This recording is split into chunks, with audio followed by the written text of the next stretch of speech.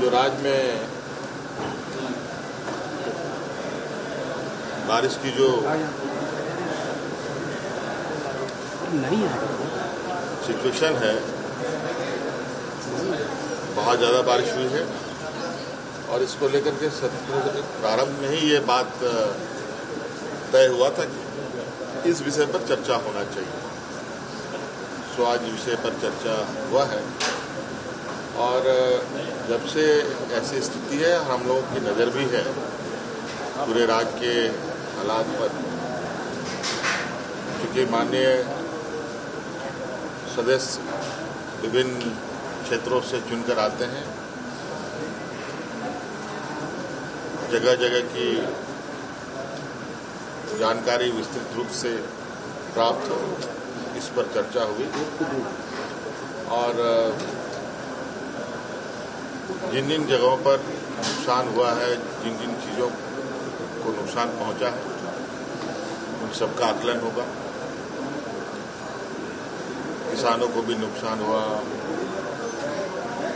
सड़कों को भी नुकसान हुआ, पुल पुलिया का नुकसान हुआ, बिजली खंभों को भी नुकसान हुआ,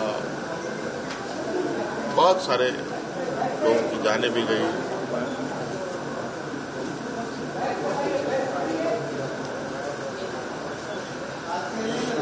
क्योंकि सरकार उन सभी को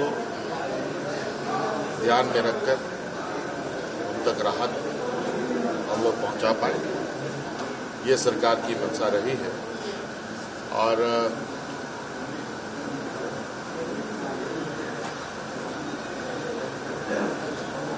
इस पर विभाग भी बड़ी तेजी से अपना काम भी कर रहा है और अभी भी आप देख रहे हैं कि बारिश रुक नहीं रही और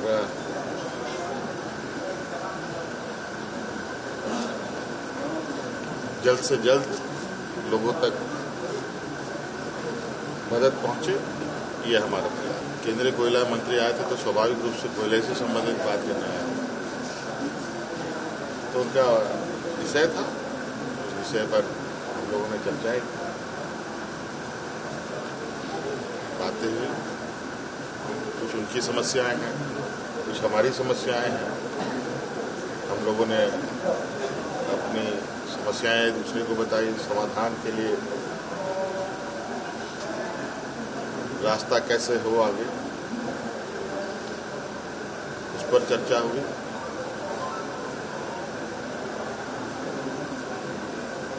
CCL, BCCL के वरीय पदाधिकारी भी रहे, उनको भी सभी चीज़ों से अवगत कराया गया।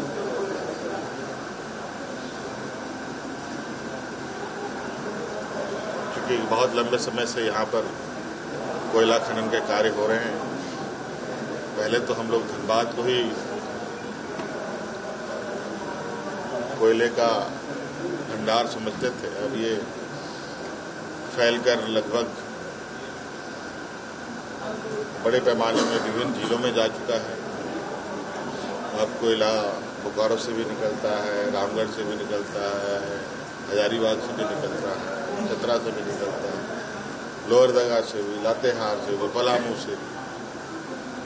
अब ये तो कोयले की बात है, कई और खनन कार्य भी हैं, आयरन ओर है, बॉक्साइट है, तरह तरह की खनिज संपदाएं हैं जहां अलग अलग जिलों में इनके कार्य हो रहे हैं। अब इस पर एक बृहद चिंतन करने की आवश्यकता है, क्योंकि ये बात भी सही है कि इन खनन कार्यों से बड़े पैमाने पर लोग विस्थापित भी हो रहे हैं और कैसे उनके समस्याओं का समाधान हो, इस पर आगे और गंभीर चर्चाएं